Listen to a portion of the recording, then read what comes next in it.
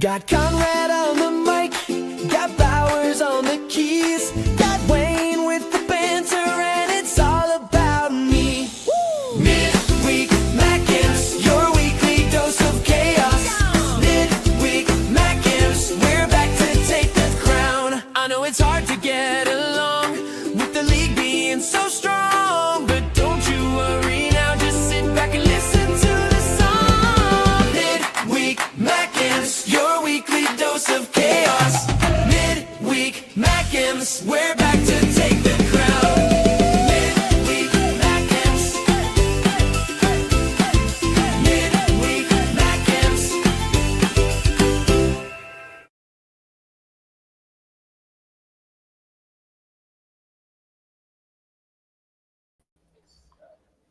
I have got to say I love that production, and I love whichever one of these lads did it, because it definitely wasn't me. Hello, we are here for Midweek Mackems. This is my first attempt at hosting this, so don't worry, by the end of the night you'll be going, bring back Mike, bring back Mike. Bless you. Yeah, Mike's let us know that he's not going to be on stream tonight, and we've all been told why, but it's obviously not our place to disclose this publicly, unless of course he says it's okay to. But thoughts are with Mike. Don't worry, Mike's physically all right. But we'll move away from that, because it's obviously not our business. But yes, obviously we're joined by these two legends, Conrad, of course, from Black Cats TV, and of course Wayne. So we have got, let's see if I've got time, 57 minutes and so how many seconds to count down Wayne's body clock so he has to go to bed. Yeah. Exactly, like a little reminder right in our line, isn't it? Hang on, I still got a stopwatch. I got a stopwatch till 10 o'clock. And just go, right, set it till time until 10, and then it counts down like 57 minutes and 33 seconds or something, just to be even more specific. But how are you two legends doing? Yeah, I'm good. As you can tell, I'm not in my usual location. I'm currently in Malta on my jollies. I've got my Sisk Maltese lager. Good place, Malta. I went there. You went there year before last. It's really nice. It's lovely. Aye, very, very nice. Very, very picturesque, and nice and chilled out. And what about you, Conrad? How are you doing? Yeah, I'm all right. Obviously, we just want to make sure everything's all right with Mike and his situation as well. But he might join us in the comments later on, he said, as well. So that's where he is at the moment. And I think as well, we can say this, he became a granddad for the second time. Yes. Well. Congratulations, Mike. Which he only became a granddad for the first time, like last week. So that was like just one every week, just adding to the number of it. Saturday I was really good. Sunday I was less good because, as I told you in the group, my laptop decided to cave in and not work anymore. So I had to drop 700 quid on a new one. So just as a little promotion, the super chat is open. Yeah, sort of top me back up, please, God. No, but apart from that, mate, all good. How are you?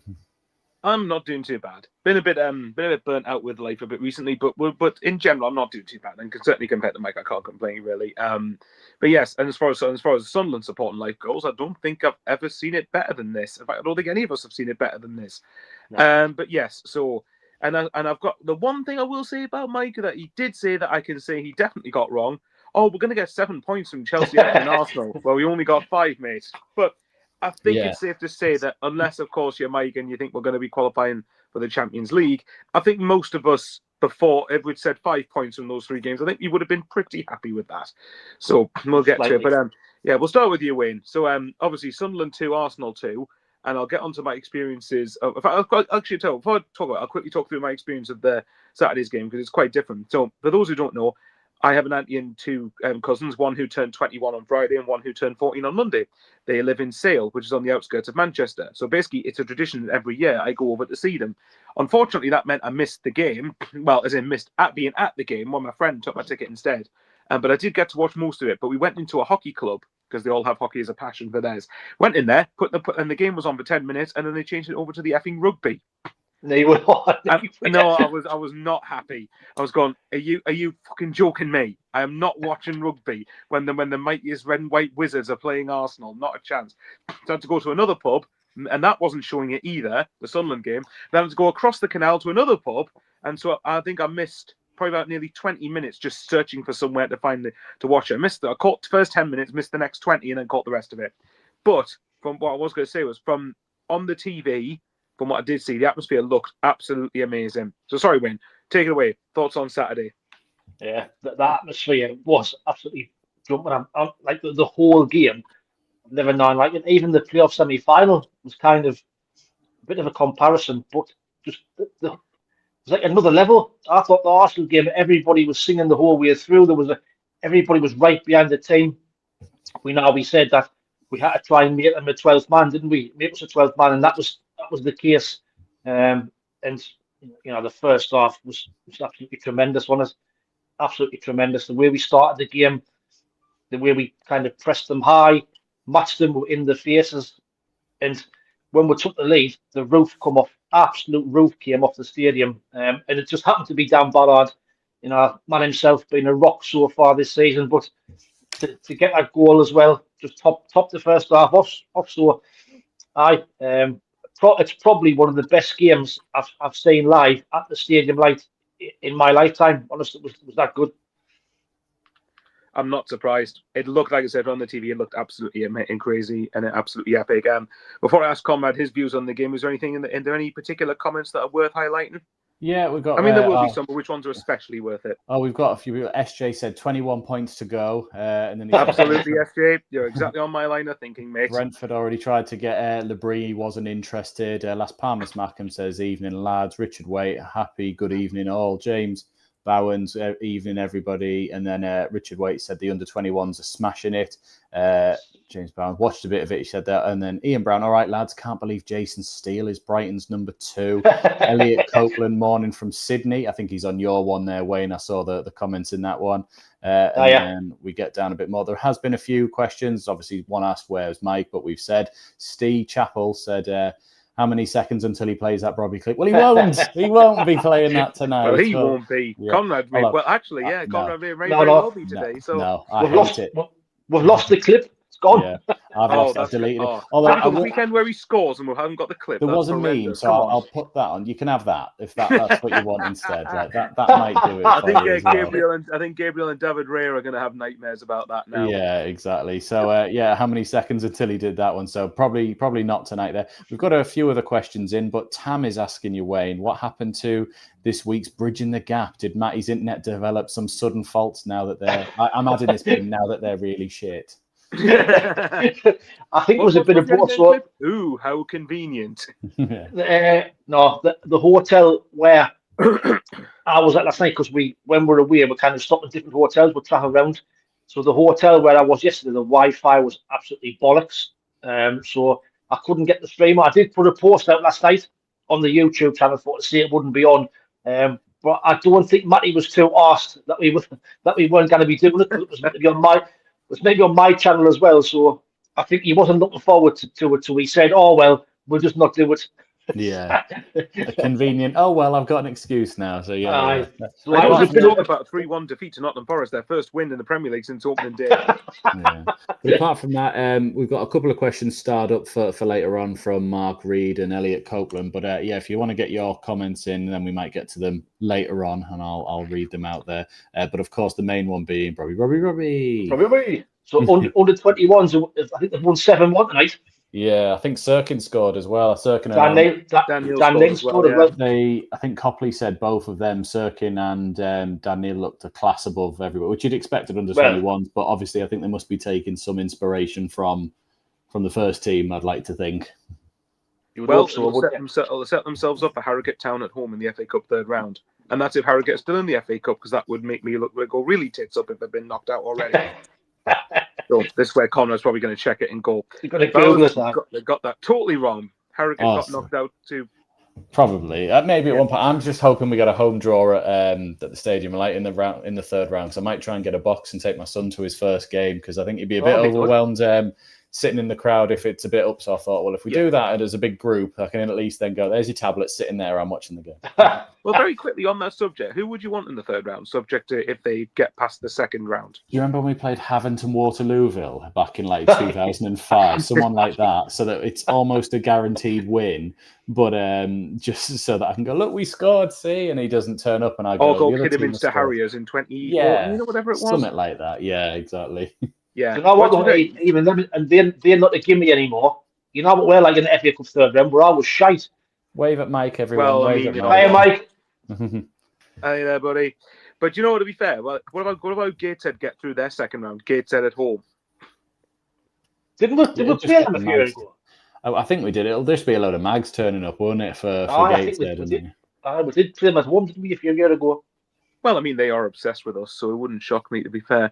But either True. way, they can't stand the idea of us being half decent. But anyway, Conrad, I've not asked you yet, so go on then. As someone that's undoubtedly, of course, you would have been at the game.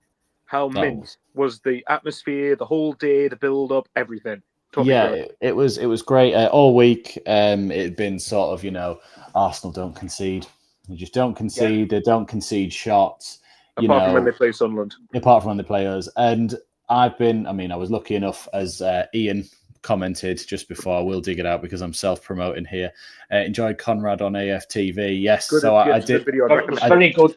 I did get to go on good. AFTV and talk to them about Sunderland. They've kindly asked me to go on, and it was really nice to actually have them almost sort of take it in what I was saying about them. I got the lineup spot on when I was talking about. I said they wouldn't change it and how we'd play and who would move in, and it felt really good that they were sort of listening, but there was still this little confidence from them of, well, of course you'd expect it because they're doing well in the Champions League, they're doing well in the Premier League, they haven't conceded in so long, that they were like, oh, it's all right, but we'll still win, 2-0 and come up and do this. And I kept saying, I don't think you're going to have it easy. I really don't see it. I've got more faith in this Sunderland team, or this iteration of this Sunderland team, than I've ever had in a team before. In any moment of even Quinn and Phillips' time, I was like, you expect them to do well, but I don't know. This one, I'm like, I know you will do well. In this one, you'll see us right. And then I had a friend of mine at the game with me who I did disclose to Wayne at one point was an Arsenal fan, because I couldn't find another Sunderland fan to go with me. So I said, oh, well, you can come along, but you have to keep quiet. And I did take a picture of me and him after the first goal because he did not look happy. But he sort of went, yay! and sort of went up. But what was he like come 94th minute? 94th minute. It was a weird one because we weren't because it was at the far end. We weren't sure if it was going to be allowed or not. So we finally had that first bit where I couldn't really celebrate the goal because I thought something's going to turn it off here. And then but the block was a big moment because I was stood up like, yes, and he was a bit like, well done. very well done. Very, but no, that first half we came out really well. I thought they didn't really bother us. That Rice had a free kick that Roos saved. I think Eze had one that he bounced into Roos's arms. And apart from that, I thought we were pretty comfortable with what they were offering. Yes, they were doing lots of suffocation and like side to side balls, trying to find the space, but Isidore had that sort of snapshot at one point, and gone through there. But then do you remember when I spoke about Villa a few weeks ago and I said, do you remember Alderete and Nordi were just volleying crosses to each other? Again, our two centre-backs up front linking up for the goal. Nordi knocking it down to Ballard, who's underrated first touch, by the way, to knock it back into the path of his right before he smashes it. And because it was in my corner, it went absolutely mental. I'm 35-year-old, and I was stood there going, yes, like just just completely lost in the moment of it all. But if you watch the clips back, you'll see Reynildo running across the entire pitch in this pose just to get over to him and do that. So I don't think I was the only one. And yet that's probably the loudest cheer I've heard since probably the Coventry one. The Coventry one's on a different level just because we knew the game was done at that moment and we'd done it. It felt different to the Coventry atmosphere because the Coventry atmosphere did have a period of uneasiness and worry, whereas even at 2-1 down, and I thought, well, if we lose, it's not great, but I wasn't worried about the loss, if you know what I mean. It's still Arsenal, isn't it? It's still Arsenal. We've still done fantastically well so far this season, and it's top of the league, who haven't lost and conceded in however long. And I thought we've given everything for it, and I can't really moan at anything in this sort of this moment. But like Wayne said, the roof absolutely came off when Ballard scored, and I thought we more than deserved the lead. Nordi had a chance to make it 2 almost when he scuffed one, I remember that. A bit wide of the post there as well, and I was a bit like, oh man, if we'd have been 2-0 up, what would that have been like? But I thought we more than deserved our lead in that first half because Arsenal didn't really threaten the keeper. But you could see the quality they've got. Declan Rice, what a player! He's unreal. Tremendous. I think I said in my review at the end, I was just like, sometimes you just go, it's a pleasure to watch a player. So like 2 years ago, it was like Jude Bellingham. Every England match I felt I had to watch just because of him. And then he's doing all right still. But watching Rice live, I was like, I don't know how he plays as a 6, an 8, and a 10 all at once. Like it's incredible. And yet underrated his speed, how quickly he gets into people. Like so for their goal, when Enzo comes in to receive it, he's on him within a second and just will not leave him alone until he made that mistake from it as well. It was, Declan Rice is arguably Arsenal's man of the match, but he won't be the man of the match. And what about at the end when he looked as though he'd slipped for Talby to get through, and he just, I don't know how he got back, how he redeemed himself, but dear me. It was there was a moment where, like you say, I sort of went and just sort of like this moment of like what could happen, but he recovered it. I mean, there was a long way to go with Talby running that ball through, and Raya comes off his line quickly, so it would have been lovely to see. But I mean, imagine if we'd have just nicked it, like it would have been. But then, as I said to you at half time, I almost don't want Mike to be right that it was 7 points. I was just like, at one point I was like, I'm happy with a draw because we're not at 7 points. Like, shut up, just move on. How dare you put your own pride ahead of Sunderland AFC? It's not my own pride. It's Mike's smugness. Mike's gloating. Yeah. So you're almost saying you don't want us to finish in Europe in case that ends up happening? Because No, I just didn't want. You'd rather we just finish like 7 points. but someone else won the cup and we miss out on European. I just didn't want 7 points. I think it was just because of how prominent in my mind that was there. But if I'd have absolutely taken it. Of course, I would have done if Talby had gone screaming through. I'd have probably backed Rice to recover though and get back ahead of him. I think I've seen Rice defend a 7v1 Anfield once when they were all through and get away with it. So it's one of them. But no, first half though, Mike, fantastic. What was it like watching on the soapbox? If you saw, or you missed a bit of the first half, you said, didn't you? Well, I missed 10 minutes until like 27 minutes, 28 minutes. But bearing in mind there was like music playing quite a bit, so I didn't really hear much of the game. But if that's just what I thought above the game, I mean, the only thing I really missed probably of note was the disagreement with was it Shearer and Walcott had about the penalty that Arsenal which for me and Shearer of all people stuck up for us and said, like, look, I agree, so it wasn't a penalty, but that was the only thing of note I really missed. But I think, and yes, Jess, obviously the comment you put up earlier about the strike from Bala, completely agree with that. But from what I saw, I thought Sunderland, apart from I think it was one effort in the 6-yard box they put way over the bar. Apart from that, they didn't do anything. And I think it's more because Sunderland didn't let them do anything. And I was very impressed with how comfortably we kept Arsenal out. And obviously, the slight caveat for me is the fact that they had Odegaard and Havertz and Jesus and Martinelli and Gyökeres all not playing, which I think did help a bit. But even then, you've still got Tubamendi, you've still got Saka, you've still got Trossard, still got Gabriel there, you've still got Raya there. Sorry? Marino as well. Marino, exactly. They're no mugs. Obviously, they're not going to be as good as what their main players are, maybe to an extent we did play them at the right time. But that's not Sunderland's problem. And with anything, we were without Alderete and without our club without our club record signing for about a month or so now. So, 2 months now. Obviously, I put this comment up from John Swinney. The poppy display was awesome, and it was fantastic. Yeah, it looked great. One criticism, and Wayne, you might agree with me here. When they started playing Dance of the Night, they went, right, put your boards up now, put them all up. Yeah. And like, oh, great. And it was like, hold them up until the players do the minutes. Like 10 minutes later. And I was like, that knacks your arms, doesn't it? Like, that's 10 minutes yet. And then, so they did the whole intro, and then they sort of came out, and then they did another bit, and then they did another bit. And it was just like, you could have gone, and also, I like the displays.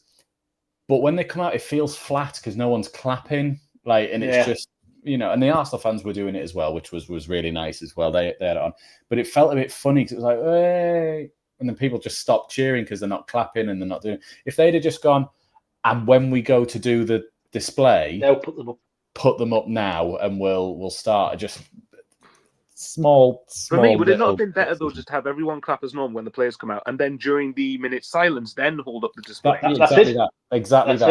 That would have been the most appropriate and respectful thing to do, I would think. We didn't need to do it in the like we didn't need to hold them up for 15 minutes is what I was trying to say. Yeah, it felt like no, a long time. Like, but he also mentioned about the all the fuss over the advertising boards. It's ridiculous, class. isn't it? Well, like we did it. The people are acting like we only did it for Arsenal. No. We did it No, against we did it for Coventry. in the semis. We did it for Brentford as well. Yeah. And I'm sure there's another game. It might have been Wolves or Villa, but one of them two, I think we did it as well. Because I can tell from where I sit, I'm on the 9th row in the corner, and I can't see the actual like the quarter circle for the corner flag when they move them forward. But when they're back normally, I can see it. So it's quite easy to tell where I am. And I said, oh, they've done this. And my mate went, we don't really have a long throw in. Rice can sort of kind of get it to the box. And I went, well, we do have a long throw in. So we're screwing ourselves over at the same time. Yeah, exactly. So. But there was them two things were seeming me a load of fuss on. I think Richard Keys has been saying, but I agree with that comment. Yeah, I think when Arsenal walked the bar and he did change it. Yeah. I think Ballard made that heroic block at the end. But yeah, sorry, Wayne, continue, mate. I am just saying that the two things that have been a lot of fuss over was the Hordens. I've seen Richard Keys was saying, oh, we're endangering players' safety and all that sort of bollocks. And also about the Ballard and the elbow situation. Like, really? Yeah. Like, it's been such a hoo-ha over them two things and not on the game. Well, if you're going to say the hoo-ha about the penalty miss, then where's the hoo-ha with the Michael Keane one for Everton then? Exactly. Well, exactly.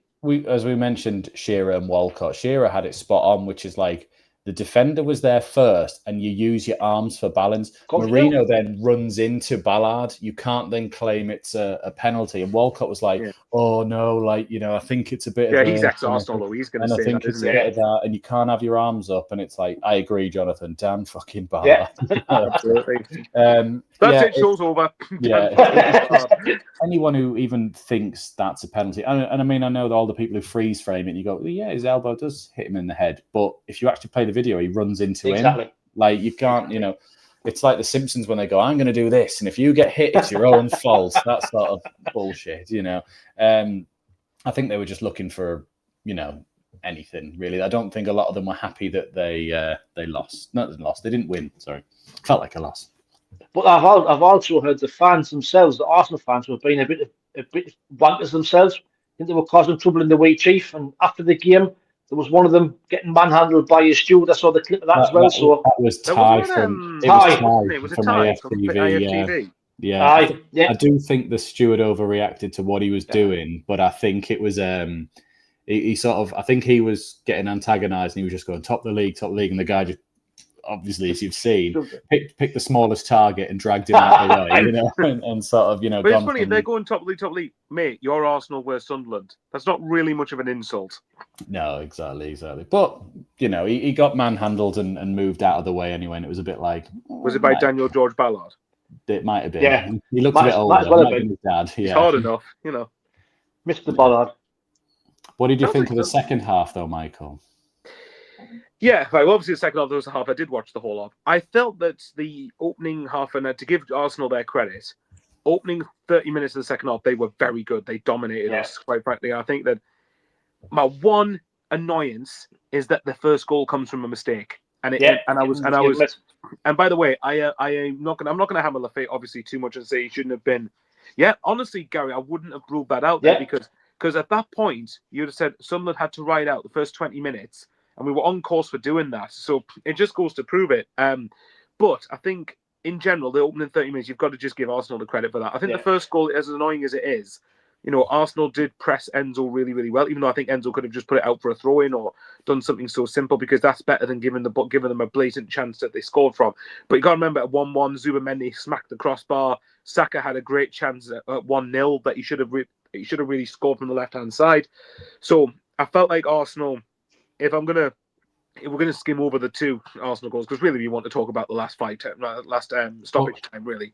Can we talk about the Trossard one at least? Because I was going to say very quickly before I get over the first one. I think the first one is annoying, but I would say that Arsenal definitely were deservedly level when they got it, and then to lead on to the Trossard one, I felt like, and I think there was another effort that I can't remember who had the shot that went, it just literally trickles just right past roofs down to the right hand Mendy as post. well. He hit the bar. Yeah, and then exactly. trickled one Mendy, okay, past but there you go. So when I was watching it in the pub, and there was a couple of people, there was a group of lads in front of me on the table, and one was an Arsenal fan, one was a Man City fan, I think, and watching it, and and I didn't realise there was an Arsenal fan next to me in the ground. So sorry, in the pub. During the match, but I think that when Arsenal did take the lead from Trossard, I think it was deserved at that point. I think they just been constantly peppering us and peppering our goal and putting us under a lot of pressure. Daniel's goal. But anyway, if you think Daniel's bad for midfield hours, try Josh Scowen, mate. But there you go. That's blast on the past there. But I've got to be fair to Trossard. And as you know, I always nitpick when we concede. You've just got to give him the credit for that. That is a fantastic goal, and it's. I know people can say Siddiqui could have closed him down, maybe, but for me personally, that's hypercritical. I think you've got to give credit for the strike. I think that Trossard, from outside the box, hits it as accurately as what you probably could have done, really. But sorry, go on. I know Wayne was going to jump in and say something, or either of you can. I was going to criticise Siddiqui a bit. I didn't want to. Obviously, it's Arsenal and stuff, but I just think he went to close him down, and then he stopped. And you kind of give the likes of Trossard the opportunity to shoot from distance. You kind of give him that chance, and I think I don't know what was in his mind of why he suddenly went and then stopped. I maybe he thought, I'll throw him inside, and we'll take a shot from there. But you can't be giving them people. I know why he moved, and I'm not saying I'm a tactical genius or anything, but go on then. We'd been watching all second half. You might have seen it. Calafiore was constantly running around that left side, trying to drag us out. They never passed to him, or they did once. No. But at that moment, if you go back and watch it, he runs, and Siddiqui puts his arm out and goes like he's going, and Hume starts to step out, but he either doesn't tell him, or that he's going out there. Yeah. So Siddiqui takes a step that way to go towards Calafiore and cut it off, and within that split second, he knocks it out of his feet, and then Brobbey hasn't come over, but Brobbey's probably thinking Siddiqui's not going to move out of his way, and then he gets that shot, and it's straight in, and Siddiqui straight away, hands on his face, knows that he stepped out of the way of that one. He was trying to, I think, allude to that, and maybe it was a shout from Hume to almost say, I'm here, just something, I don't know, I'm not trying to blame Hume or anyone, you have moved out of the way of the shot at the end of the day. But it was the one time we did follow Calafiore round. But you would always think as a defender, as a defensive midfielder, you don't move out the way of the goal when you're shepherding somebody unless you're getting told from somebody. So I can only assume he thought he's got a free run in behind him to sort of then, go, and obviously that's where it's come from. But just quickly, I realised I uploaded these as well from the, for the people who hadn't seen the display. Oh, that's brilliant. From it as well. But my favourite display was watching Granit Xhaka absolutely give Marino a shitload of abuse. And you know how sometimes they say, you see two pictures that are different, but they're the same, right? Call it back. I think I know what you're going to put, yeah. There's just something, you just saw it and you were just like, that's exactly well, the away team's wearing a similar colour kit there, to be fair. Exactly, that could be it. I don't know if you noticed, but I asked this at one point when I think they were reviewing a decision or something. Did you notice there was no monitor for VAR? I don't know if you've seen the image there, the box drawn out for the box is there. Where is this? There was no TV. There was just, So someone had obviously nicked it, being from Sunderland now once. It was. But it made it interesting because of the last goal and how they were protesting. It was a bit like, well, can they even get him to go and have a look? Right. So where would they send him? Where would they send him? Exactly. Well, thank God it wasn't there. Yeah. I've even seen some of the Arsenal fans twisting about Xhaka. I thought to say Xhaka said he was going to appear some respect and all this sort of stuff. And look at this picture.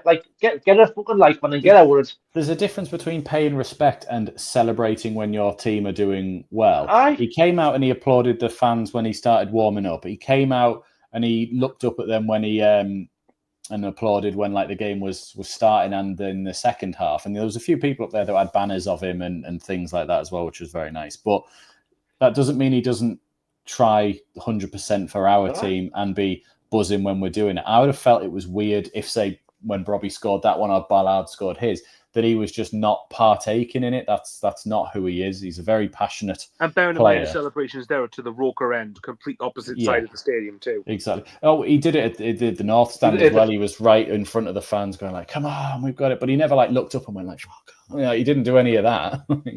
Have you seen his interviews with you? What he's done? No, I haven't. No, I haven't.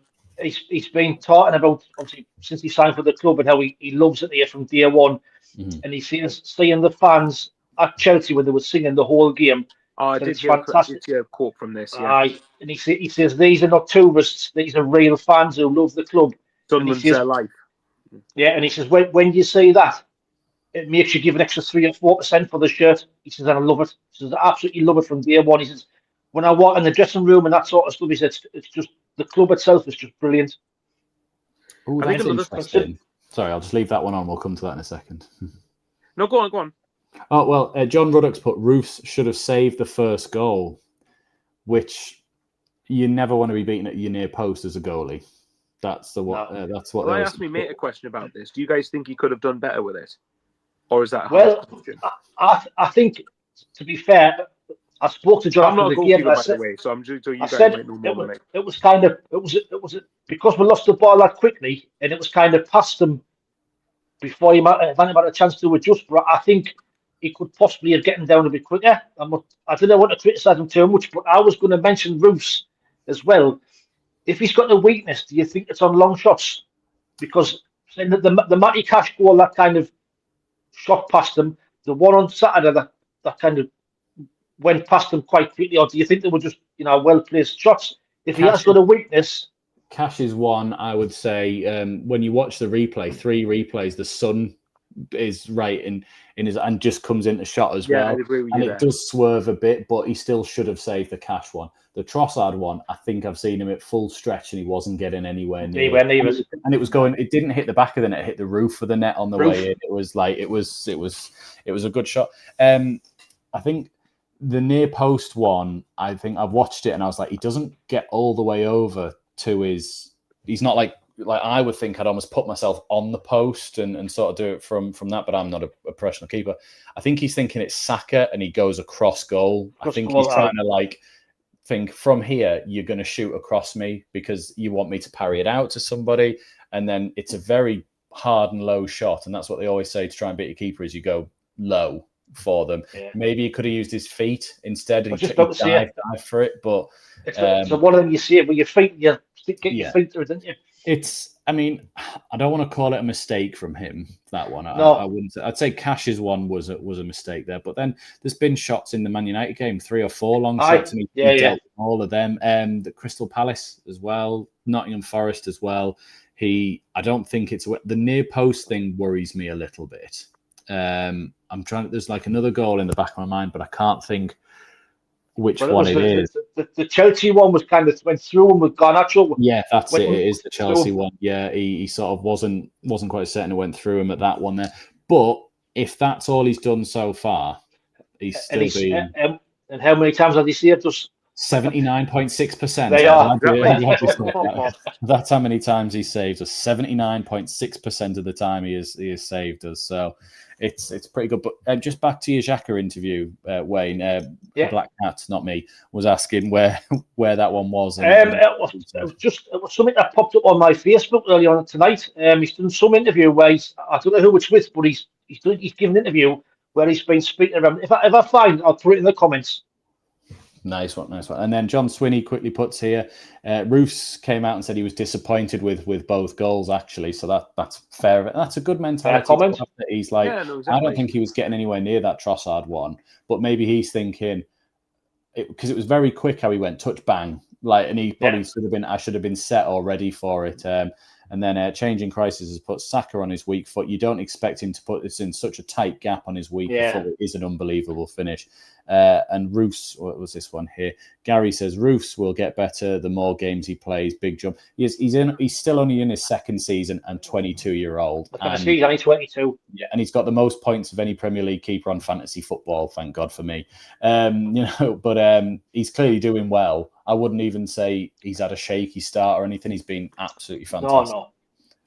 But shall we get on to the important one? Have we all talked about the Trossard one? Yeah, And, let's move on right to the very end. So Go on. Till the end. Before we quickly, The best way of saying it, Michael. Before To we the do end. I was going to say, before we do quickly to my video, the main title of my own video has actually kept going till the end, quite for a deliberate purpose. Before we do get that though, there was Brobbey, obviously, the good thing that I like from the Brees is that he actually, and the one thing I've criticised him for is the reactiveness of bringing subs on and the lateness of which he does it.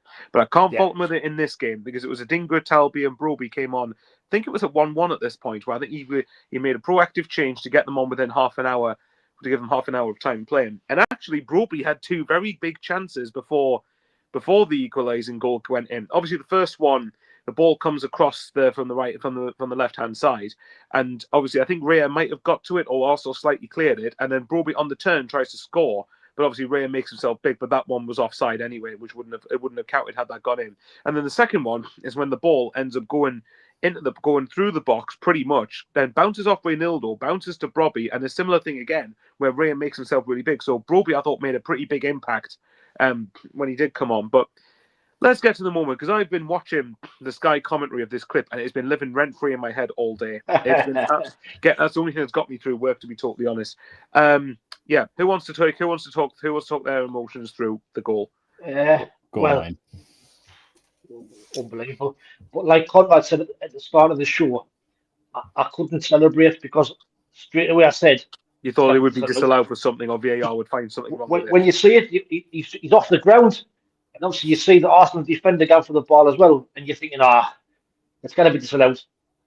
But when you see it back, obviously, is it Gabriel or is it Saliba? Gabriel.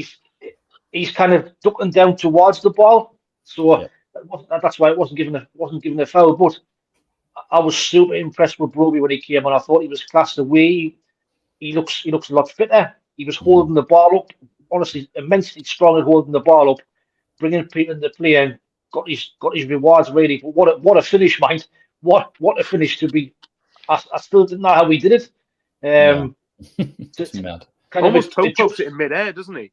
To adjust that quick, it's just unreal. But big Dan Ballard's there again. There's the flick on in the opposition. He's had that assist taken off of him on. Yeah, they've gone. He hasn't got an assist this season on Premier League's website and stuff like that. An assist? I know he flicks it on, but I think they're saying, it was like a combination, so it wasn't an assist. So he hasn't been given an assist. Yeah, that is absolute bullshit. That's an assist, clear as day. You can see it. Exactly. Go on. I'm just saying that the sense of relief when it was given was just, what a feeling to know you've actually getting a draw. Gary's made a good point, by the way. Yeah, I'm so happy for watching his celebration after all the personal shite he's put up with off the pitch. So yeah, when we said when we got the Chelsea goal that he didn't really celebrate with the rest of the team. Yeah, but that on Saturday was totally different, and brilliant. So pleased for him. The sense of relief when it was given. What a feeling! And again, the roof comes off again. Yeah, and it's like it's like a party atmosphere. The whole game was that kind of atmosphere. When we're winning, when we're drawing, when we're losing, the atmosphere stayed the same, and we just got behind the team, which is what you want. Yeah. You know, the thing as well is when I watched the goal, obviously I banged it like not too aggressively, but I banged the table and went, "Get the fuck in there!" like really really loudly, because I had a Sunderland shirt on, so people could see I was a Sunderland fan, right? And one of the lads in front of me, who I think was a Man City fan, did celebrate for pretty obvious reasons, because obviously for them in the title race it was pretty big that Arsenal didn't win the game.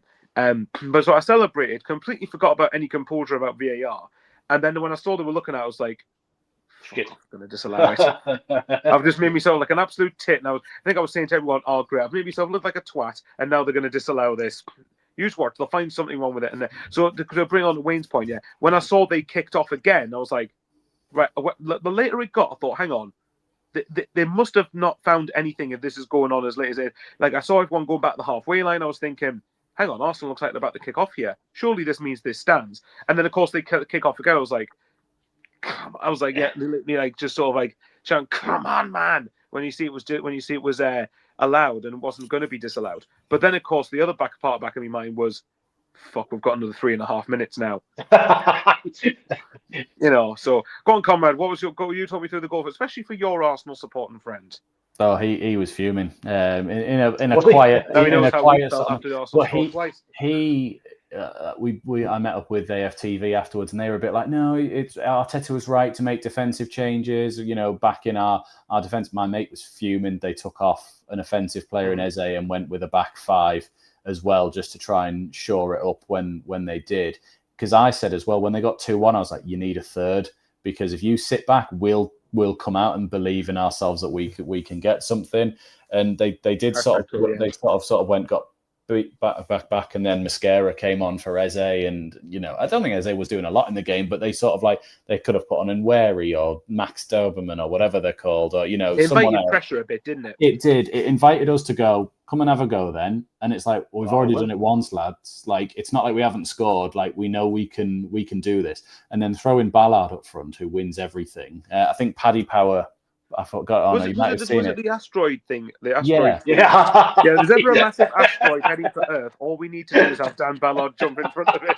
Exactly. He There was was. another. Who was it? Someone put a tweet up about. Was it ever since the Coventry semi-finals? Basically, Dan Ballard's been on a mission to become the world's best centre half in 2025. I can't believe the transformation since those two games to now. It's been ridiculous. And this is a centre half that wasn't even really playing for as much. No, but he was behind 09 and Meffam last season, wasn't he? Exactly. And he's had his injury issues with us, shall we say? He's never out for a full season, but he's always had a month or two here and never had a full season. So, I'm hoping that he keeps himself fit as he is at the minute. But going back to the goal, the one thing me and Wayne especially were critical of from the last Wednesday was Hume inverting into midfield, and then it was Hume inverted into midfield. It was the one that got the ball in the box, the ball into the box. Exactly. And Hume was in the midfield, and actually I thought had a really good game in the midfield, sort of inverted this time. So I don't know if they just worked on it and got it better, or because Arsenal play more of a strict 6-8-10 rather than Everton who had two sitting, it sort of freed up a bit more room for him. But when he dinked it in, I thought, it's just not quite happening. There was calls of Xhaka to shoot about 5-6 times every time he got the ball, and he was walking in 2 or 3 yards closer each time. I thought he's going to hit one here, and I just think it's going to go Rose Ed, and everyone's going to, which wouldn't be a problem. You go, we've had a go. He dinked it in, and I saw it flick up, and then I just saw this clash of bodies, and then the south stand went mad, and so I hadn't even really seen the ball go in, because from my end I'm sort of sat like that, watching it from where I'm at, and I was just like, yeah, and then I saw Gabriel getting up going, and so did you kind of go, going, yeah, oh shit, everyone around me was going mental, and I was like, I'm not convinced, I'm gonna have to, I'm really not convinced. So I went straight into hands on head of please. And then I was watching the referee just going just put it on the board, just literally right on the board, VAR checking goal. That's all you need to do. And they were just coming out, and he kept going away. And then he just went, and I was like, yes, it's not the same, but it was a relief sort of celebration at that one there. And he was obviously going, I can't believe he's done that, and thrown off, basically thrown this away, when we know that City or Liverpool are likely going to chase us down. What a moment for Brobbey. By the way, when I said in the Chelsea game, he sort of felt like he ran in slow motion. His celebration felt like that as well. It was the slowest run I've ever seen. But I don't know if he was. It reminds me of Cornea. Remember Cornea's run? His dad run. It was. I don't know if it was that, but obviously I'm so pleased for the lad as well. I do want to say, and this isn't just because I love him, I thought Isidore had a fantastic game pressing from the front against them as well.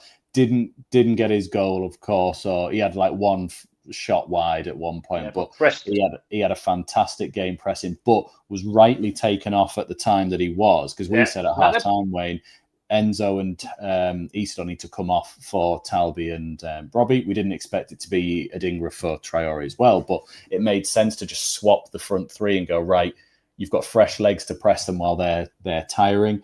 And, it worked perfectly. And Brobbey just gave us something completely different, just bullying and just being an awful bastard to Saliba and Gabriel for about half hour.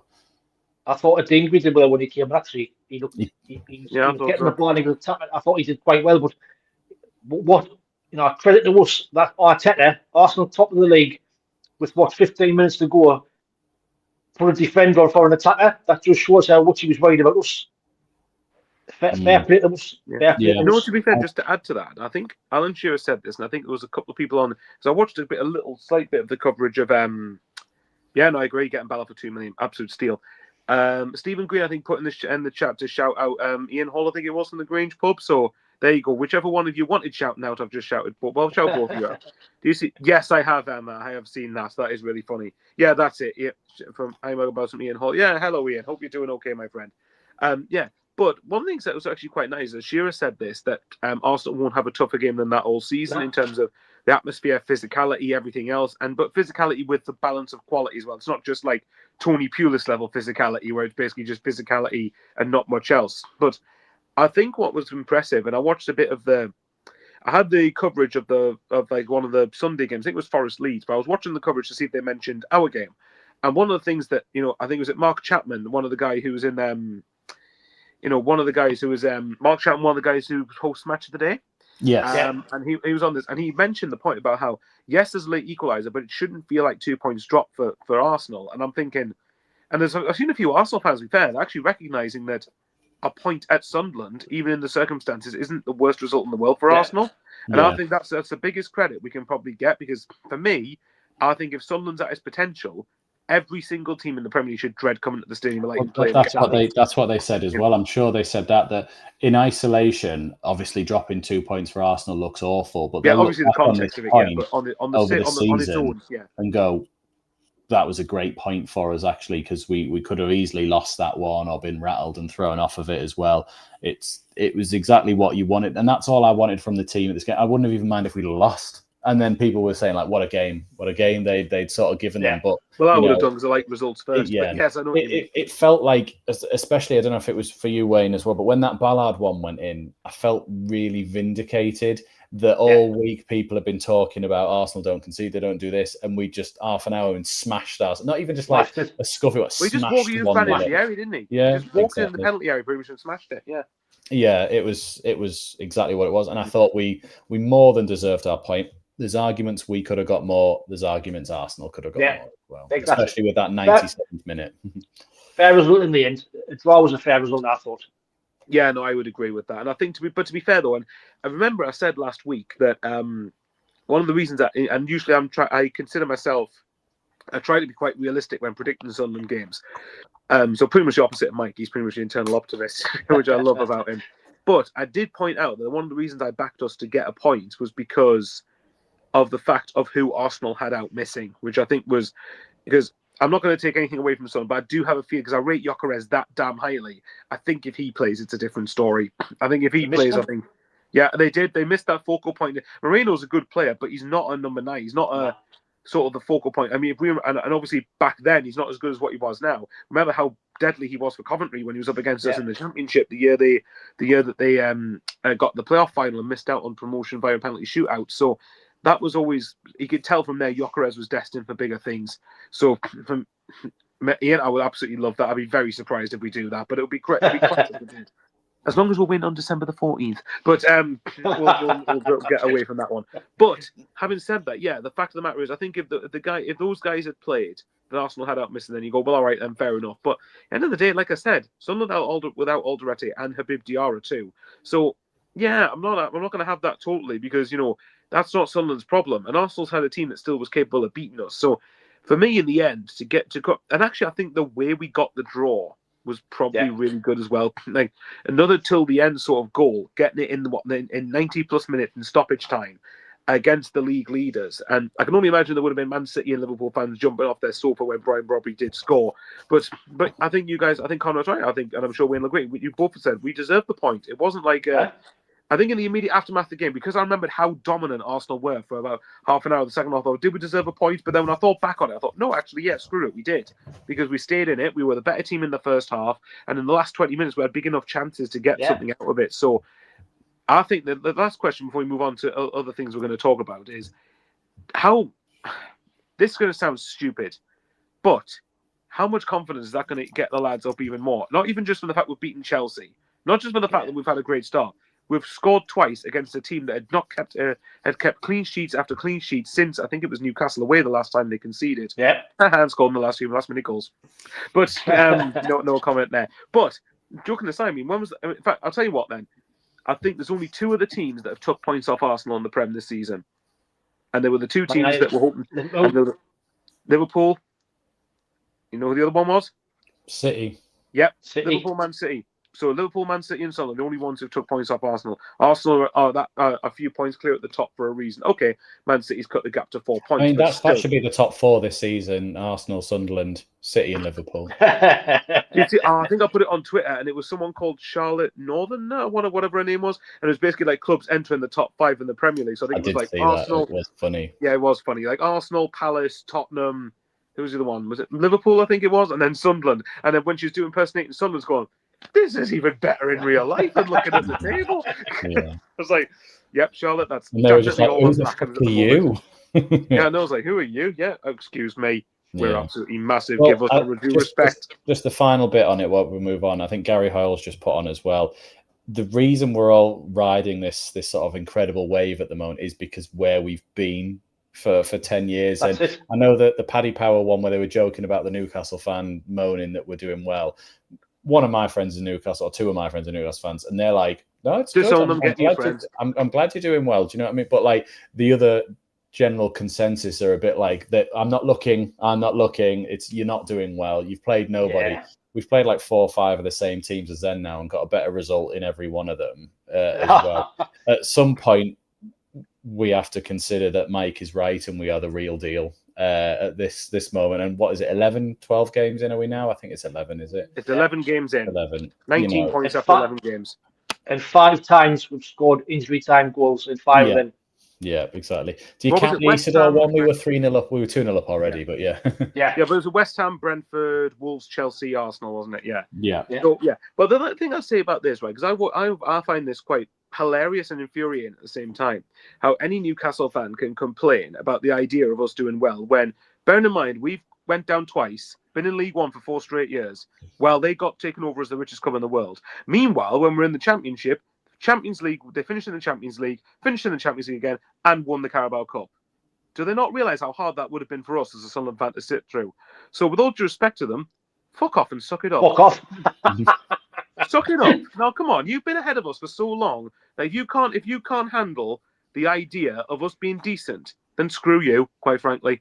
And yes, but yes, Emma. yeah, thoughts to Jack. Yeah, Jack would have absolutely. I was thinking about that today. I was walking along and I just went, I wonder what Jack would be thinking right now of how good this is. Can you imagine him? He'd have been absolutely jumping up and down, wouldn't he? Yeah, exactly. Brilliant. Maybe it's him. Maybe he's in front of the goal. We're shooting at the last minute every time. Just doing it. You never know. Him in his Milton Nunez shirt. Yeah, no, but great comment, Emma. Great comment. Well, I'll tell you what then. We'll move on to the segment. We always usually have a question. So I'll start with mine. Wayne's going to be fuming, by the way. We've done nearly an hour on Arsenal and we're just getting to questions now. Actually, though, we've only got 3 because Mike's not here. So yeah, well, that's very true. Well, I'll get mine because it's a pretty quick question. Has the narrative... Is it funny how the narrative of we haven't played anyone yet has conveniently disappeared and started to go right into the background? So almost like it was a load of bollocks from the beginning that we act like there's no easy game, and then actually people are starting to think, oh, fuck, Sunderland's actually looked like the real deal here so far. Yeah, I agree. It's ever since I think the Chelsea game was the one where the media have picked up that we aren't just making up numbers and we aren't just sort of, it's just Xhaka and 10 other players. It's a bit like we've got quite a lot of good players and a good system and a good manager and the whole setup of the whole team. Good harmony between the players as well. Everything's on, a really good level at the minute. There's not one bit that feels like they're slacking. Or not pulling their weight. And I think then we get the draw against Everton and Xhaka scores and you sort of sit there and then he comes out and when they're sort of interviewing him, he could have quite easily gone, we'll take a point, but he didn't. He went, this is unacceptable. Like, this isn't good enough. And then you sort of go, wow, that's a really sort of strong stance to take when you're going to play the league leaders and who they are. And then to go into that game and just prove everybody wrong in half an hour. And then at the end of the game, still prove everybody wrong. That commentary from Peter Drury on Peacock that I sent into the group was fantastic. And there's one line that I just keep replaying over in my head, which is he's celebrating Brobbey's goal. He's talking about it, and he just goes, "Sunderland will not be beaten." And it's just like one of those like goosebumps sort of like moments of like, that's exactly right. This team just won't allow that to, and I know we've lost 2 games, but they just won't allow that to sort of, if they can do anything about it, then they will. Of course they will. And I love seeing stuff. The comment, like I said, the Sky Sports commentator, when he goes, "Oh, that is drama, Brobbey," and I was just, I loved that. Like that was just. Sorry. I thought it was a bit weak, me, that one. No, it sounds like he just goes, "That is drama." I've heard what Martin Tyler sounded like. I think that was weak. It's up there. It's not quite. It's G. He's round the goalkeeper and he's obviously it's not. Absolutely incredible. No, I don't know. I disagree. I love that Sky commentary at the end. I just think it's just the Ballard one. Where he just went, but the bounce might favour Sunderland. It has favoured Sunderland. It just goes, Ballard! Like on perfect cue at that moment. See, for me, I think if anything, that's the weaker one. I think the one at the end. But, it's all about opinions. Wayne will just be like, "Break it up, gents. We'll not argue about the commentary." Ender and Isidore all over again. Yeah, exactly. Yeah, well, yeah. The fact is, we're arguing. We're not arguing, but we're having a disagreement about celebration scoring 2 goals against Arsenal. Well, I think we can look at what we had a disagreement. What we can agree on, Wayne, is the idea. Someone who's given Jackson. Wait. Oh, here we go. Wait, I'm missing the key bit. Where is it? At the bottom. I'm not okay with this. You've got to love the imagination of Sunderland fans. It's just speaking of imagination, our admin was doing their Arsenal dirty, so they put 2-2, and we commented, "Not enough corners for you, huh?" Oh yeah, is this the whole nonsense? Oh yeah, I see what you mean. Because are we like the two? One, another famous late goal saving a light. It can't go on like this, can it? It can. It can. And then my personal favourite of, "Will you listen to me? I'm not the Messiah. He is the Messiah." Right, yeah. I think, well, like I said, maybe less so Liverpool fans now, but I think Man City and Liverpool fans would have loved us on Saturday come 7:30. But yeah, Wayne, I think what we all can agree on is this idea that we haven't played anyone good, we haven't beat anyone decent, is a load of bullshit. Yeah. And it always has been. That's been blown out the water. And we knew ourselves, didn't we? That was just the outside looking in. That was saying that we knew that any team you beat in the Premier League, you've got to earn it. Doesn't matter who they are. And the way we've gone about things, yes, you can see we spent loads of money, but them players that we signed, apart from Xhaka, didn't really know a great deal about them, to be fair. There were a lot of unknown players in there that come in, hit the ground running. And the positive thing for me is we're only going to get better because it's still 11 games into a season. It's like a brand new team. The longer we play together, the better we're going to get, which for me as a fan is, I tend to think Mike might be onto something. This season could be now something special. We could finish top 10. The way things are. Why not? Why not? Absolutely. Yeah. Well, but so move on to it, because I think to look at the last 4 games before remember that last international break. I think I asked you all of you, both you and Mike, when it was Wolves, Chelsea, Everton, Arsenal, what points tally you would have took from those games, and I said 4 or 5. And I stood by it. So you were right. I went back and looked actually to see who was the closest, and you said 4 or 5. I think I said 4. I think Wayne, you said 3 or 4. Mike probably said 12. Mike said 7. So, he was nearly Mike right. was the closest. I bet you wouldn't have. No, you said 4 or 5. You said 4 or 5, Michael. Yeah, I thought I did. So yeah, but that's what we would have took. Because I thought if you're going to get 4 points, we expected it to be Wolves and Everton. You wouldn't have expected anything. So we've got 3 or 4 extra points than what I expected. I absolutely adore that comment. Brilliant. That's all I'll say. Yeah. Did you see? Oh, what was it? What tweet was it? Was it Magpie Media or something? They've since deleted it after the loss to West Ham. But they came out, gave it all the big in. Sunderland fans have been giving it far too much the big in after we beat West Ham. Let's face it, West Ham are absolutely abysmal. So, yeah. So abysmal you lost to them. So and Brentford. Yeah, pretty much. But yes, and I did love that. Mike was 7 to be diplomatic. Says a lot. But either way, though, he's 1 point off, isn't he? His diplomatic one was 1 point less than we got, and he said 1 point more than we got. So, but yeah, right. Go then, Conrad. Have you got any of your mystical games for us? Have you got any questions? Any additional material for You us? want to do yours, Wayne? Or either? I've got a who am I? I've just done what I've Go on, then. put together. But these are some quite obscure names, so you might not get them all. So, first one. Greek winger signed as a teenager from Panathinaikos. Charis Mavrias. Yeah, so Conrad, man. Fuck off. To be honest, when he said Greek, I was the only Greek player I knew that played for us, so I was like, that's the only one. Here we go, I'll name that tune in one, however. Right, Argentine forward signed by Gus Poirier in early 2020. Oh, yeah. Fuck's sake. Right then. French defender signed on a free transfer in 2013. Valentin Rob. Oh, is it Moubidou? Roberge, Diakité or Valentin Roberge? My geography's terrible. Yeah. I didn't I'll give up. That, but yeah. In I've had a white flag. I've had a white flag at the minute. I'll be fucking waving it. In fairness, this is like prime me and Michael Bowers sort of time as a Sunderland fan. So yeah, this is like our mastermind categories. But go on, I'm enjoying this still. Oh, you might not get these. Okay. Right, French-born midfielder of Senegalese descent. French-born midfielder of Senegalese descent. Habib Diarra. Oh, I'm getting the clue too. Well, made my debut in the infamous 8-0 defeat to Southampton. He made his debut in the 8-0 loss at Southampton. French midfielder in that game. All I can think of is Brid Cooks. He scored 2 own goals, but God damn it. No.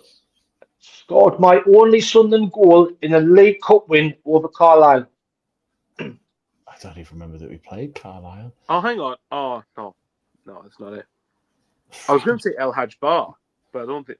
Oh, is it? Yeah, I forgot about it. I forgot he even existed. Yeah, you're right. Yeah. El Hadj Bar. Right.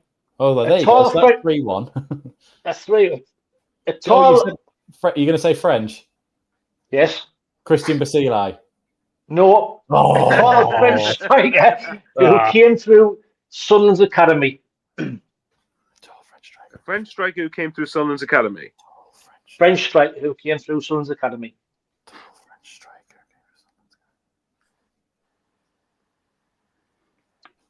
It's how Wade's looking happy with himself right now. Madja. Oh, now made just a couple of first-team appearances between 2013 and 2015. Mikel Mandron. Well done. Did you read the comments? 2 people just put that in. No, actually, I have not seen. Is Madja even it came up on my screen, but I actually didn't look. Is Madja French, or did I make that up? No, I think he is French, isn't? No, he went to Bordeaux in France. Went to Bordeaux in France. Maybe. I don't think he is French, is he? No, I guess. Last one. Swiss midfielder signed from Basel in 2013. Cabral. Right, that's it. Next. Yeah, I liked Cabral for the 2 games he actually played though. Like, remember he was like unplayable like in that pre-season game against like Man City and Spurs, and everyone was like, what player we've got here. Who's this? Yeah. And then played like half a game against Fulham. And he looked all right. And I was thinking, this guy looks mint. Oh. He played half a game against Fulham and was hooked. Half a game against Southampton was hooked, and then never played under like 3 different managers. And I remember my mate was going, there's obviously something wrong if he's had this many managers, and they all gone.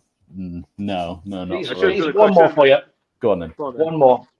You get this born in Kosovo, raised in Switzerland, known for my fiery leadership. Xhaka.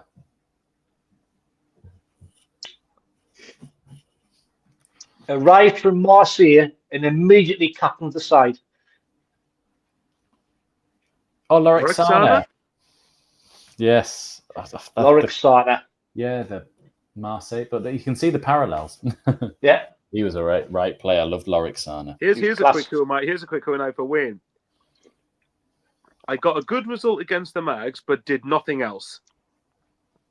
I am known for liking mud a lot.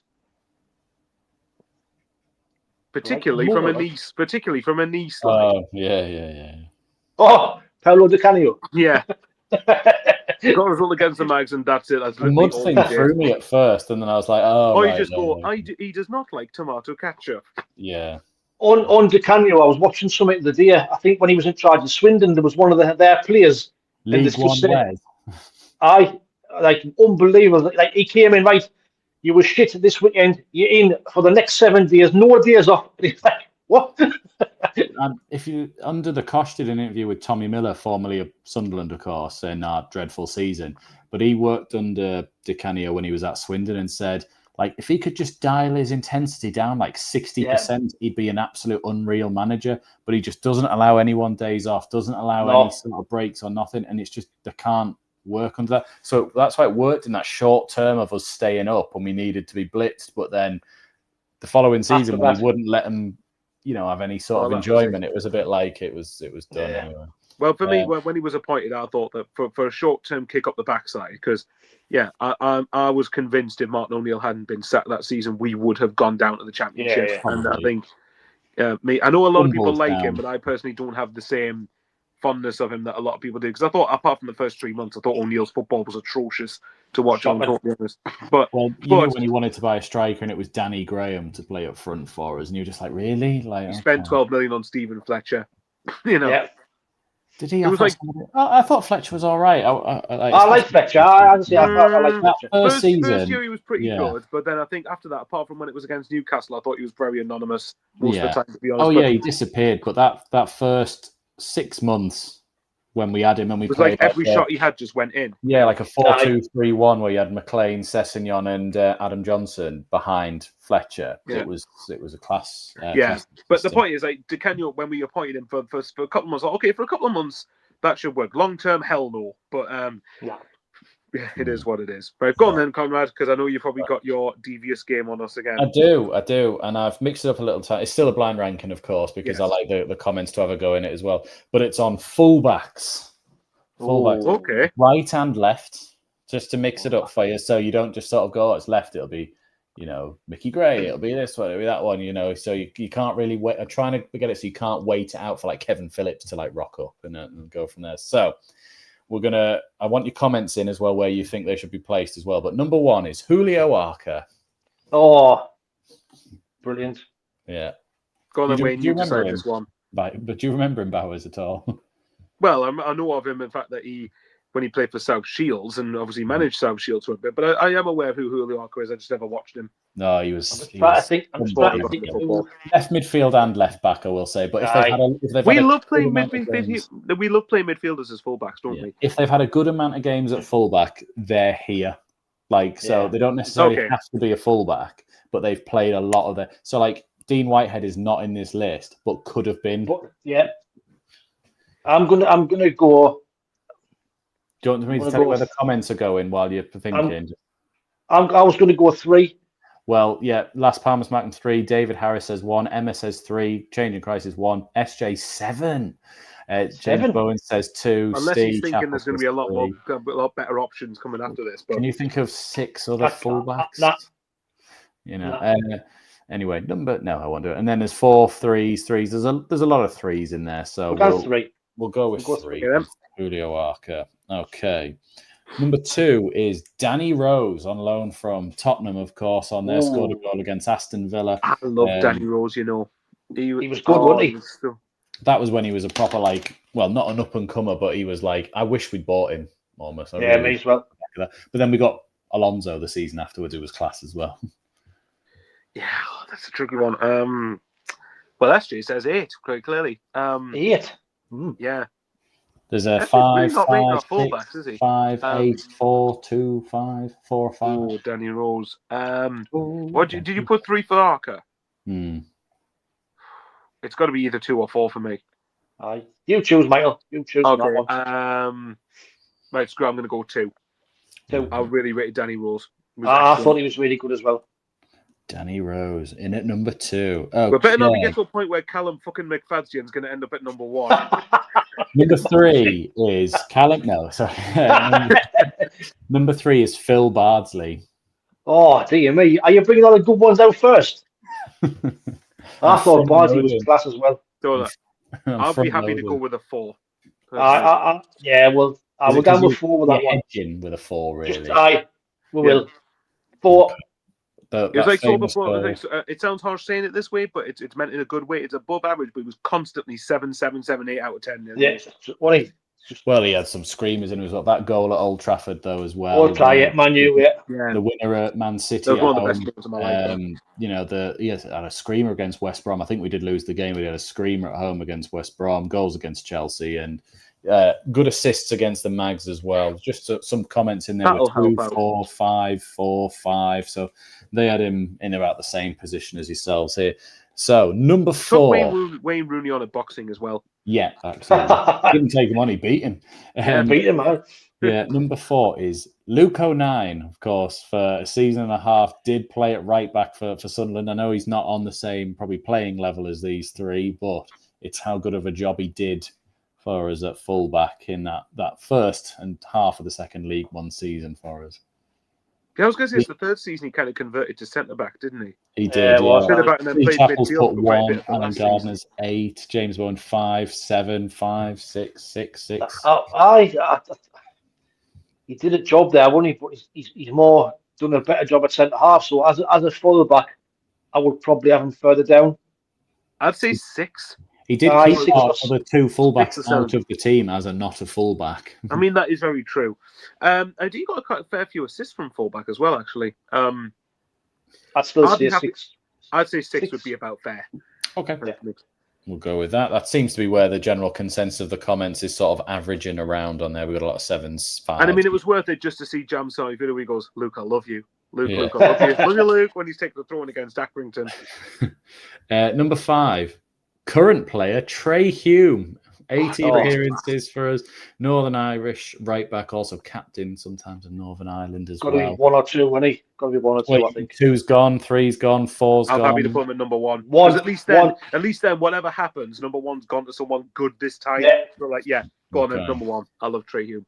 Okay, so just so you know, we're halfway through. So number 1 is Trey Hume, number 2 is Danny Rose, 3 Julio Arca, 4 Phil Bardsley, and 6 is Luke O'Nien. So we've got 5, 7, 8, 9, and 10. Yeah, exactly. Okay. Comments seem to sort of agree that with your position, I think you've got 1 left. But Emma did say a different number because I think it's like, well, who have you got coming up next? And also in his position as a right back was Chris Macon in at number he was 6. solid now, wasn't he? Yeah. What we got left? What's the highest number? 5, 7, 8, 9, and 10. Yeah, 5, 7, 8, 9, 10. Got to be 5 or 7, Mike Lenny. I'd say 7 just in case I'm feeling someone might be better coming up. Okay. Callum McFadzean probably. I'm waiting. If Callum McFadzean's not on this list, I'm surprised. Number 7, DeAndre Yedlin. 1 season on loan for us as well. Yeah, he was okay. He was all right. I'd put him bottom. Went to the man, so I'd put him bottom. That's kind of why I put him in there to see if he would do that. I'll go 9. I'll go 9 for that very reason. I actually didn't mind him, but yeah, number 9 just for the fact he went. That assist against Chelsea, though, I will say, the one where he skipped past 2 players, crossed it for Defoe's winner. That's why he's not 10. Yeah, that's that one. Number 8, Michael Gray. Oh. And you've got 5, 8, and 10. It's got to be 5, honey. Go for it. It's got to be 5. He would have been high for me because I thought he was really good. Yeah. Him and Alan Johnson down the left-hand side were class, but 9. So to be clear, we've got 8 and 10 left. 8 and 10 left.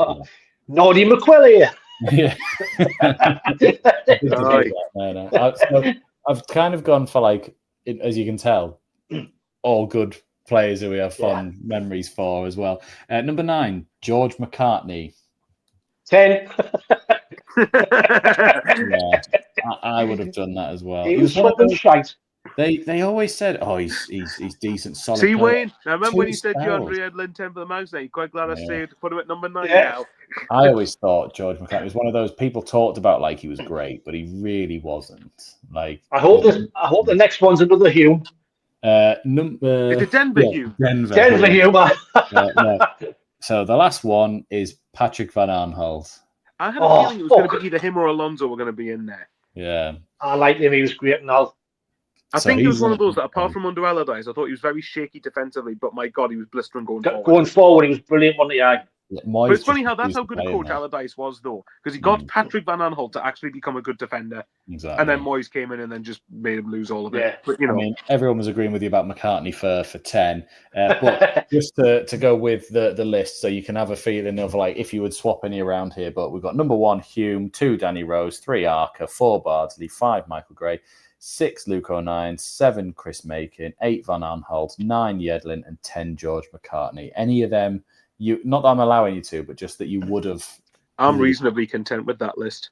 I was going to say that's not a bad list. That, to be fair, not Even a bad Van list. Aanholt, Maybe the only I one would- maybe the only ones maybe put O'Nien behind Van Aanholt, really, but bear in mind it is a blind ranking, so Van Aanholt would move up to like 6 or so. something Yeah. like that, and then O'Nien would be like 7 or something. That's the only thing I'd maybe slightly change if we could have done, but obviously.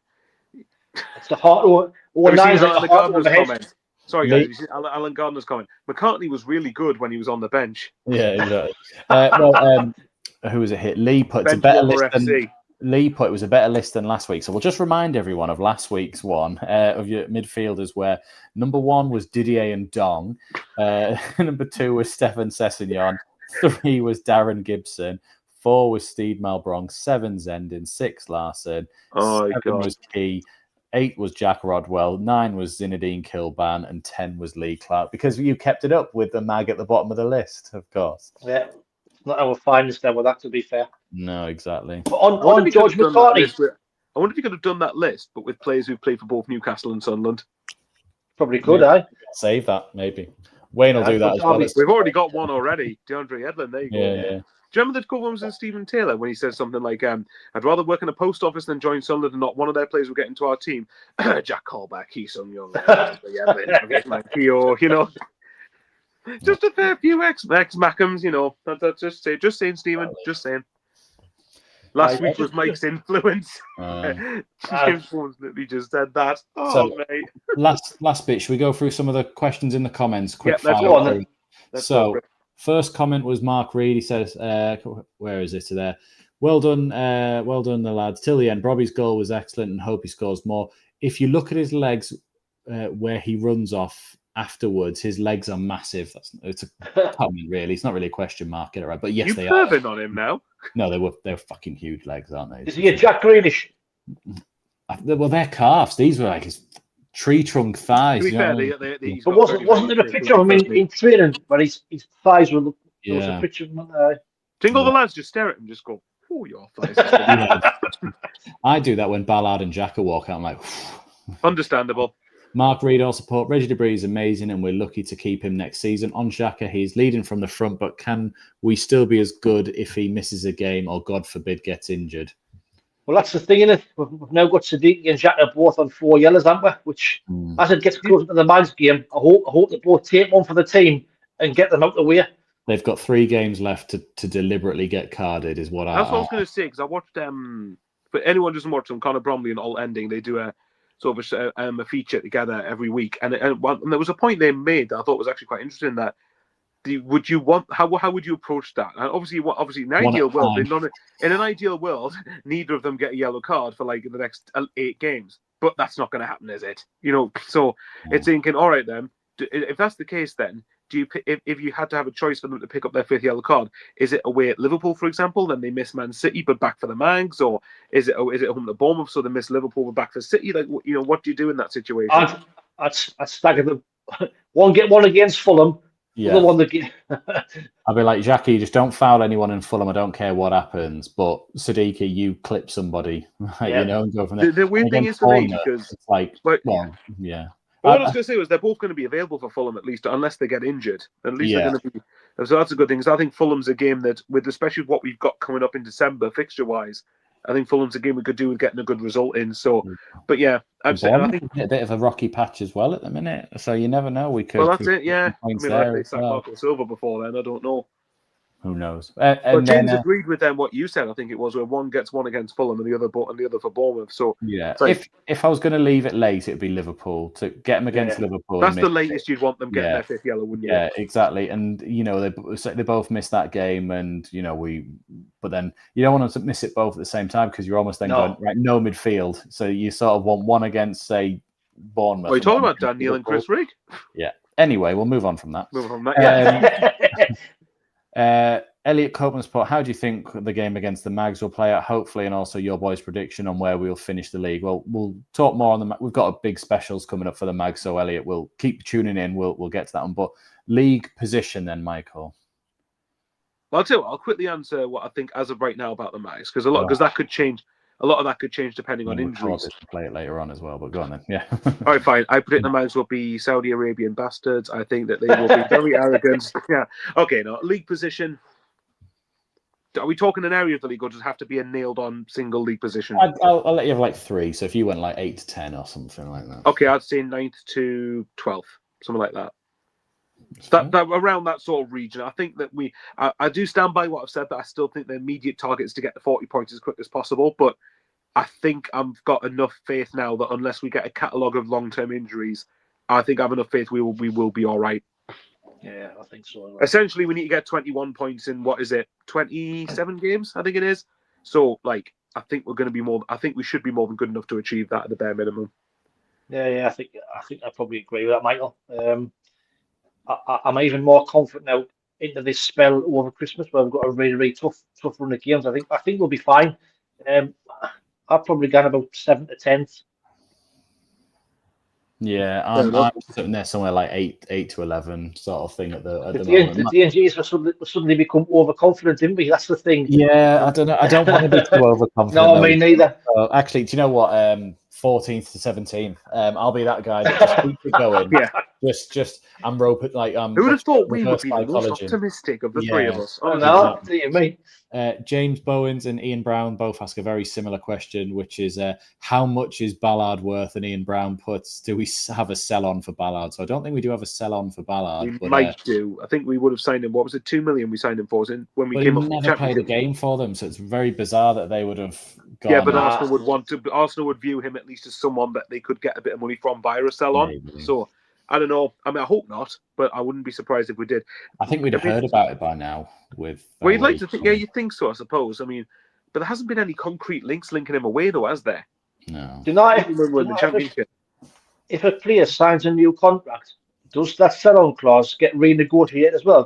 Does it no, that's an agreement between the clubs for the player and what have you like that there. So, but you might be able to do something where it's like, oh, we'll give you this much more money and your bonus, but you have to sacrifice half of your bonus, if you leave, and we have to pay this. You can do other things with that, but no, the agreement between the clubs stays regardless of what deal they're on at the club. Unless he leaves you on a free, then you expire that sort of thing there. So strategically, just let him go for free and then just re-sign him on a long-term contract. Re-sign him. But just on that, a quick one. So is there a chance now where we could become a victim of our own success, where come January, and let's say we're still top 5, you've now got, top clubs could now be coming for the likes of Ballard. Well, Steve and Ollie show put a question in about that one as well. It was Lee put a question about that. So I thought I was going to keep that one for next week because obviously we don't have a game to talk about potential injuries. So the ones that have been like 10 o'clock onwards, I'm going to take a screenshot of and we'll use them. Yeah, that's fine. I'd quickly highlight a comment Michael Ken's put on mine. It said, disappointed you lads laughing at Rigg and Neil coming in.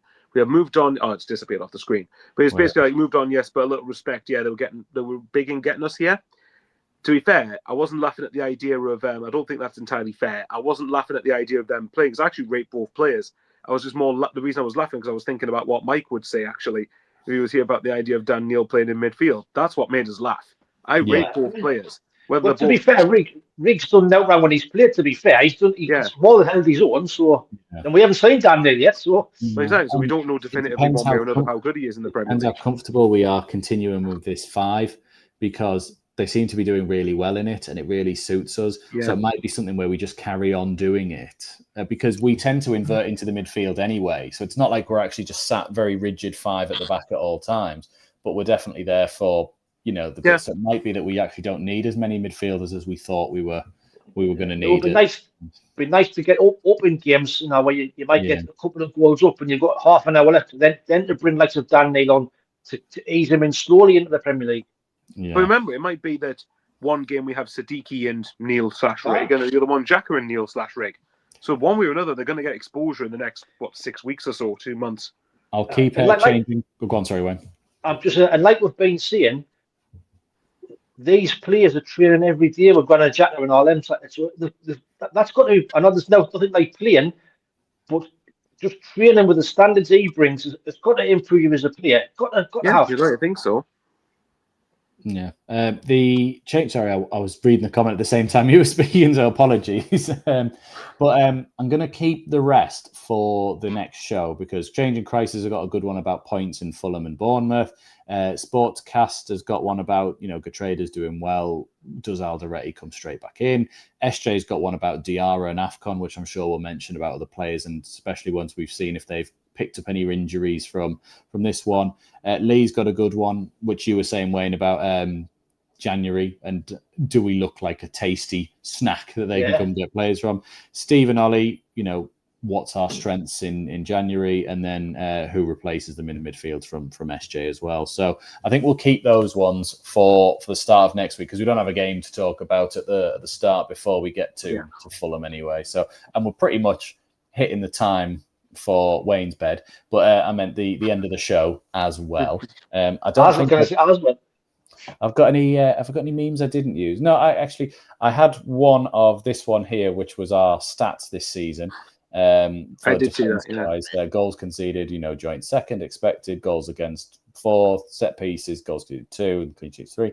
But then you can see we've mentioned this several times as well about how we don't create lots of chances going forward, and that's probably our weakness. But can you say a weakness when we're on 19 points out of 33? Is it more a quantity of chances, lack of quantity chances, but the chances we do create are big ones? Yes, that's what I'd say. We put away most of our chances. Yeah, we don't have we're never going to pepper a keeper 7 or 8 times in a game, but we will get 2 or 3 shots off against a keeper every time. Another thing you got to bear in mind, I think there was another stat, and it was before Forest Leeds, and it was something like Forest and Leeds are the 2 bottom clubs, I think it was, for conversion rate or whatever it was. That they don't tend to take their chances, and I think that apparently it was James Bourne's made a good point there. Sunderland basically efficient, and you couldn't be much better than that in the first year back in the Premier League as a promoted club with a financial disadvantage with PSR. But I was looking at Forest Leeds, and I think that there was a stat again that was Wayne, give away. Which one are you talking about? Yeah. What I was going to say was, actually, if I remember rightly, Sky Sports put the stat up, and it said something like, apart from when Southampton finished 8th, the year we went down under Moyes, every club that has performed to a similar level in terms of shot conversion rate, I think it was like 7.4 or 7.6 or whatever, it was around that region. Apart from Southampton in 16-17, every club mentioned in that list got relegated. So it got us thinking about what Sunderland's shot conversion rate would be, because that it should be reasonably high then, because if that's the case, if we don't create as many as many quantity of chances, but we create really big quality ones, if we're efficient at taking them, we should be quite high in shot conversion rate. Yeah. Absolutely. And then the last one, which is Sunderland have recovered the most points from losing positions this season with 9, with yet another one against Arsenal. Going back to the Peter Drury's comments of, we will not be beaten. Absolutely. But I think we're out. We're done. Are we done, lads? We're out of time. I'd say so. A 4-hour stream tonight. Wayne wants to go to bed. Enjoy his holiday tomorrow. Yeah. It said 10 to 9, the whole thing, that clock. Well, I mean, to be fair, Conrad, Wayne did... To be fair, Wayne did keep going till the end. So yeah, exactly. Oh, that was a good one. Who was that now? Hooked? I like that comment. Yeah, hooked at half time. Cracking show, lads. I am now hooked. Oh, thanks very much, mate. Well, Bailey's on our leaderboard for prediction. So actually, last week, just while I said 1-1, Bowers said 1-1, Wayne said 0-0, and obviously it was a draw, but it was a goal fest of a draw. So none of us got on the leaderboard. But 2 people did join it, which I believe is Johnny Cool, who might have got his 2nd point because he's down there at the bottom. And Lee, our winner last year, got a point, so he joins on. But I haven't added... Oh, no, Lee's already up there as well in 9th. So he actually joins on to 2. So Johnny and Lee join the top sort of 7 that it is now. We're not on there yet. Oh no, Michael Bowers is on there, and I Mike's got on the there. score Wayne, against Everton right. So. we've got to try harder, it seems. I must try harder. What score did Mike get right? At West Ham, first game of the season. Of course he Did did. he? Which kind of annoyed me because I said 2-1. So when Roos tipped that Callum Wilson one over in the 92nd minute, and then we went up and scored, I was a bit like, Wayne Connor's been a selfish look. He's been a selfish bastard tonight because he's got like I'd rather that went 2-1 for my prediction rather than Michael's heart rate and his health because of Sunderland. He's so smug when he's right, isn't he? Though we will see. Yeah. But thank you everyone for watching and putting up with us, shall we say, for an hour and a half. Yeah. It's been fun. And Wayne especially coming through on holiday. He's getting a look probably off the missus being like, "Are you done yet? Like, is it finished?" Yeah, just like that. Get off. Yeah. Just like you do what I do at the game when someone's time wasting. So, from me on my end, please subscribe to Wayne, Only Fools and SCFC, and please subscribe to Michael Bowers, the great Sunderland YouTubers. And me and Mike would almost be doing nout if it wasn't for these two coming on and joining with us as well. So yeah, please do go over and subscribe to these two. It'd be really good of you.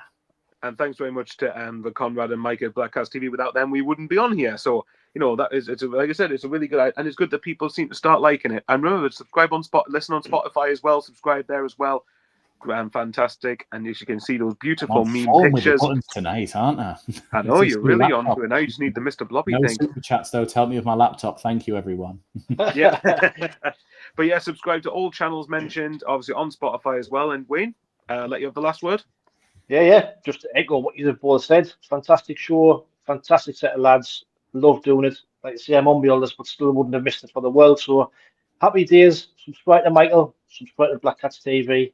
And the numbers on Spotify are going up week on week on week, so that's good to see as well. So we'll keep our heading across there, and we'll see you across there. But thank you very much. See you all later on. Bye-bye. Take care, everyone. Got Conrad on the mic, got Bowers on the keys, got Wayne with the banter, and it's all about me. Midweek Mackems, your weekly dose of chaos. Midweek Mackems, we're back to take the crown. I know it's hard to get along with the league being so strong, but don't you worry now, just sit back and listen to the song. Midweek Mackems, your weekly dose of chaos. Midweek Mackems, we're